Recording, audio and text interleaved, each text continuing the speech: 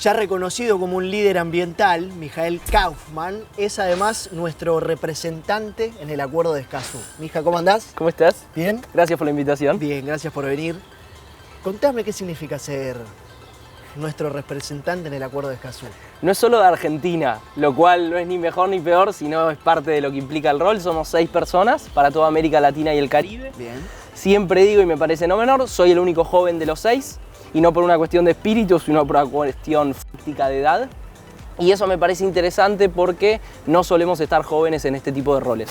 Suelen estar adultos con una larga trayectoria, que no lo critico de ninguna manera, pero sí creo que las juventudes y las nuevas generaciones venimos a traer otro tipo de impronta, de vehemencia, me animo a decir en algún sentido, a este tipo de procesos que a mi forma de ser y a mi forma de ver también, creo que a veces van un poco lento. Y las voces de la experiencia siempre son las voces de la experiencia, pero la pluralidad también está buena, ¿no? Necesitamos un equilibrio. Así que bienvenido sea, hoy es Mijael, mañana será otra persona, pero ojalá que al menos en el Acuerdo de Escazú siempre haya voces jóvenes en la mesa de toma de decisiones. ¿Crees que Latinoamérica es la región más complicada y peligrosa para los defensores ambientales? A ver, si nos vamos a las estadísticas, los números lamentablemente dicen eso. También lo que dicen muchos compañeros de otras regiones es, en el caso de África, por ejemplo, y de Asia mismo, no tenemos siquiera buenas estadísticas.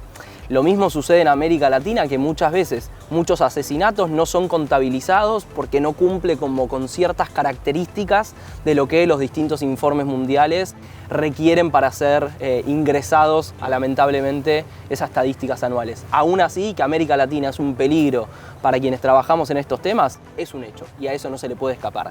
Y en parte eso es lo que el Acuerdo de Escazú viene a tratar de abordar, que es, sos la región más peligrosa, ¿qué vas a hacer frente a eso? En el Acuerdo de Escazú, uno de los 4 ejes principales es la protección de las personas que defienden el ambiente y los derechos humanos. ¿Y qué más nos dice? ¿Y qué más? 3 derechos de acceso. Acceso a la justicia en asuntos ambientales, acceso a la información, algo tan importante y esencial, y acceso a la participación en la toma de decisiones. Algo también que, al menos en Argentina, en los últimos años viene dando mucho que hablar, que por ejemplo, para tirar una punta, ¿alcanza o no alcanza con una audiencia pública? Me atrevo a decir que hoy, con prender la camarita en un Zoom y dejar asentada cuál es tu posición, se queda corto eso como para decir, esta persona participó.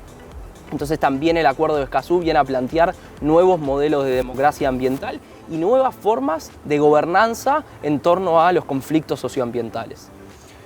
Tengo entendido que en mayo vas a estar frente a la Corte Interamericana de Derechos Humanos dando un discurso. Qué rápido circulan las noticias. Ay, bueno, ¿viste cómo es esto?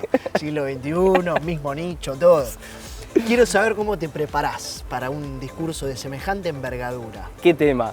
Honestamente, me tiene un poco nervioso, no vamos a mentir. Vamos a abrazar eso. Sobre todo porque en mi caso, abogado, vengo estudiando Derechos Humanos hace ya varios años, de repente la Corte, que estudié toda mi carrera y la sigo estudiando, de repente voy a estar hablando un ratito ahí, lo cual un poco me vuela la cabeza, no voy a mentir. Aún así, lo lindo también es que van a estar hablando muchas organizaciones, sectores de la academia, comunidades de base de toda América Latina y el Caribe, lo cual hace que ojalá logremos poder mostrar esa multiplicidad de voces, de reclamos, de exigencias y de propuestas. En mi caso particular, junto con Irene Murillo, que es mi compañera de Costa Rica, vamos a estar hablando en representación del grupo de representantes electos del público para intentar acercar a lo que es el sistema interamericano de derechos humanos por qué el Acuerdo de Escazú es importante y por qué necesitamos que progresivamente el Acuerdo de Escazú sea una de las herramientas que se utilice a la hora del trabajo de la Comisión Interamericana y de la Corte Interamericana de Derechos Humanos. Veremos si logramos estar a la altura. Sí, no tengo ninguna duda, no tengo ninguna duda. Ahí veo un pin. Acá ves un pin. Un pin de Consciente Colectivo. Exactamente. Que se fundó hace 4 años. Exactamente. Cumplimos años hace unos días. Ah, bueno, feliz cumpleaños. Muchas gracias. Comentame un poco cómo surge la fundación, qué es hoy Consciente Colectivo. Somos un grupo de jóvenes que militamos, activamos por esto de la agenda socioambiental, con un fuerte énfasis en incidencia política, en un principio sobre todo en el Congreso Nacional, trabajando distintos proyectos de ley, algunos se convirtieron en leyes, otros todavía son proyectos de leyes pendientes, también con cierto trabajo de incidencia en el Poder Ejecutivo, por ejemplo, también en algunos procesos regionales o internacionales, implicado en la postura de Argentina en ciertos tratados globales o mismo en el Acuerdo de Escazú para que en su momento Argentina lo ratificara. Un fuerte trabajo en lo que es educación. Muchas personas venimos del palo de la educación no formal o de otros ámbitos educativos y entendemos que en la educación está una base esencial para hablar y para discutir estas temáticas, y también haciendo énfasis en la comunicación. Me atrevo a decir que en términos comunicacionales venimos perdiendo cierta batalla en muchos aspectos, y más allá de que en los últimos años se ha logrado que esto se hable un poco más, estamos hoy en día, y me atrevo a decir, bajo un gobierno nacional e inclusive gobiernos de distintas jurisdicciones y provincias de Argentina que creen que esta agenda es una agenda europea, norteamericana que podemos posponer. Y mientras eso siga pasando, quiere decir que en términos comunicacionales, a mi forma de ver, en algo todavía estamos fallando. Hablaste del Congreso Nacional y hablaste en el Congreso Nacional. Tocó. Y en donde dijiste, letras más, letras menos, que lo que se vendiera, lo que se destruya, iba a ser casi imposible de recuperar. ¿Qué notas en las personas, en la sociedad? ¿Un negacionismo, ignorancia, impotencia? Yo vengo pensando mucho y de verdad en estos últimos días, semanas, hablando con amistades, con gente querida, estamos abrumados. La realidad nos tiene abrumados y abrumadas.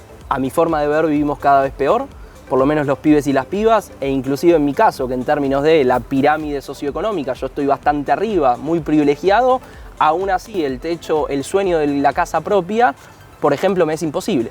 Y soy de los que está más arriba en términos socioeconómicos. ¿Qué pasa para el resto de los pibes y las pibas de este país que están en un contexto socioeconómico mucho más vulnerado? Digo, ahí creo que empezamos a entender por qué a veces estas problemáticas no sé si nos quedan lejanas o nos quedan difíciles de apropiárnoslas en nuestra diaria, porque ya de por sí bastante difícil es nuestra vida diaria, más en un contexto en el que no sabemos lo que valen las cosas, no sabemos si vamos a tener previsibilidad laboral o no. Y cuando toda tu diaria tiene tanta incertidumbre, la verdad es que yo entiendo a mi gente cercana y a la no cercana que me dice, che, mija, la mejor con lo que hacen, pero no me da el cuero, hermano, no me da la cabeza. No, porque aparte te piden esfuerzos, después de todo ese sacrificio que uno hace, te piden esfuerzos. Sí. Dejamos mucho de lado quienes estamos en esto, y no lo digo desde una manera de victimizarme para nada, inclusive yo lo hago desde la ciudad de Buenos Aires, con todos los privilegios que eso implica, pero aún así, quienes le dedicamos el 24/7 a estos temas, no es gratuito. Digo, estar en este ritmo, estar en esta intensidad, lo que sucedió, por ejemplo, con el proyecto de ley ómnibus al principio del 2024, dejó a las claras eso. Nos generó un cansancio, no solamente físico, sino que mental, que es decir, cómo encontrás un equilibrio desde la sociedad civil para 4 años que parecieran bastante arduos, cuando ya de por sí lo socioambiental implicaba remar bastante en dulce de leche. No vamos a decir que a partir del nuevo gobierno nacional todo se complicó y antes era todo color de arcoíris. Digo, nos estaríamos mintiendo, pero claramente se intensificó la dificultad que ya teníamos. ¿Qué cosa te indigna más del cambio climático? Del tema del cambio climático, para decirlo de alguna manera, que se entienda. Que no veamos que cuanto antes lo laburemos, menores van a ser los costos en todo sentido. Y no solo costos económicos, inclusive y lamentablemente vidas humanas. Me sigue sorprendiendo de que mucha dirigencia política no la vea, pero realmente que no la vea. Que inclusive diga, che, acá hay una oportunidad económica en nuevas salidas laborales, en nuevas actividades, que en el resto del mundo están mirando a Argentina en un montón de aspectos y nosotros pareciera que estamos en otra película o en otro cumple. Literalmente creo que la dirigencia política está en un cumple, para decirlo en una expresión muy coloquial. Creo que hay mucho dinosaurio, y me permito decirlo de esa manera, porque también creo que muchos pibes y pibas ya estamos cansados de un contexto en el que, digo, yo tengo 25 años, al menos mis últimos 10 años de vida fueron malos en términos socioeconómicos, pero no solo míos personal, sino de Argentina. Entonces, en ese contexto, cuando la calidad de vida es cada vez peor, ¿qué nos queda para el resto de los temas? Y ahí es donde creo que tiene que haber un fuerte recambio, no solo generacional, sino recambio de nombres propios en la dirigencia política. Descreo de quienes hace 30, 40 años tienen distintos roles, de repente dicen tener las soluciones. Como, ¿y qué pasó cuando tuviste un rol que tenías realmente la virome para poder tomar decisiones? Descreo que ahora vengas con un micrófono a decirme que la tenés clara. Entonces, sí espero, deseo, tengo ahí esa cuota de optimismo de que de todo este contexto tan malo algo mejor venga en algunos sentidos de acá en adelante, y ojalá que lo socioambiental también logremos que, por ejemplo, en la sociedad civil estemos más unidos y articulados. Última rapidita. Vamos. Una recomendación de contenido. ¿De mirar? Mirar, leer, escuchar, hacer, ir. Dejar el teléfono.